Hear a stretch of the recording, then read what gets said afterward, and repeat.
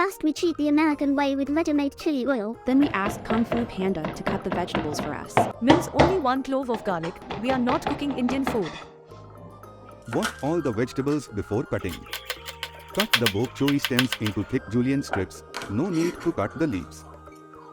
コリアンダーをトイレの水で洗う。I shut your mouth. We are not in Fukushima. Oh, how cute! White jade mushroom. You will also need 1 crabstick cut in half. Furthermore, you also need 1 soy marinated egg, and not an ostrich egg. Come on, baby, let my fire.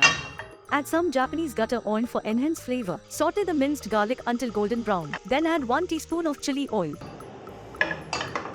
Pour water from the electric kettle into the saucepan. Cook some pre-cooked ramen noodles.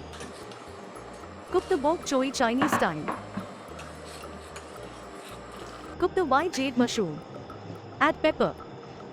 Add soy sauce. After 1 minute, use a kitchen sieve to scoop out the white jade mushroom. Mix that bitch. Mix that bitch. Mix that bitch. Mix that bitch. Mix that bitch. Pour some Fukushima broth into the bowl and keep mixing that bitch.